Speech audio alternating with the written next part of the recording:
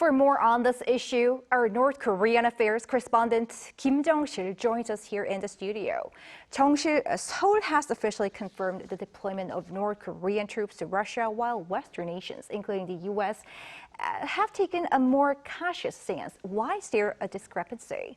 Yes, Jung-min, the situation is quite complex. South Korea's National Intelligence Service recently confirmed the deployment of North Korean troops to Russia, which may be part of the broader strategic partnership treaty signed back in June. On the other hand, countries like the U.S. and other Western nations are taking a more cautious stance. First, the U.S. might be holding off on confirmation because it's still gathering solid intelligence on its own. Additionally, it could be opting for a careful approach until after the upcoming high-level security talks with Seoul. Meanwhile, Russia appears to have shifted from denying the reports to a more ambiguous stance, which may be strategic. Dmitry Peskov, the Kremlin spokesperson, emphasized that strengthening ties with North Korea is a sovereign right that shouldn't raise concerns for other nations. Let's listen to his comments on the troop deployment reports. We are seeing a lot of contradictory information. South Koreans say one thing, the Pentagon says it has no confirmation of such statements, and there is a lot of contradictory information. Perhaps it must be treated as such. Now, Jung-sil, let's dive into the potential impact. What does this mean for the Korean Peninsula and for Europe to have North Korean troops in Europe, Russia, I mean? Yes, the ripple effects could be significant both on the Korean Peninsula and in Europe. If North Korean troops are actively involved in Ukraine, it would indicate a strengthening of the de facto military alliance between North Korea and Russia, potentially shifting the balance of power in both regions. Professor Kim Jae-chun of Seogang University highlights the strategic importance of these relations. For North Korea to dispatch military troops to Ukrainian battlefields indicate that the Russia and North Korea treaty that they entered into last June has morphed into de facto military alliance. What is military alliance? If you are at war, your military alliance partners should also participate in that war. So from that perspective, for North Korea to participate in Ukrainian war is quite natural.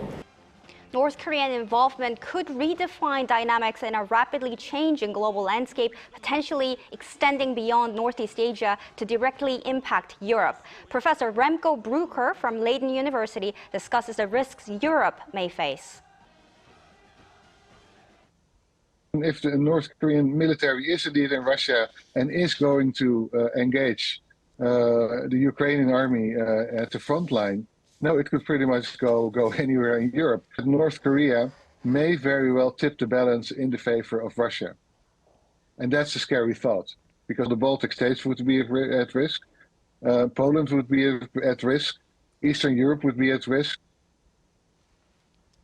We've also seen provocations and threats from North Korea concerning the drone allegations. Just a few hours ago, the sister of North's sister, Kim Yo-jong, has released a statement threatening Seoul yet again.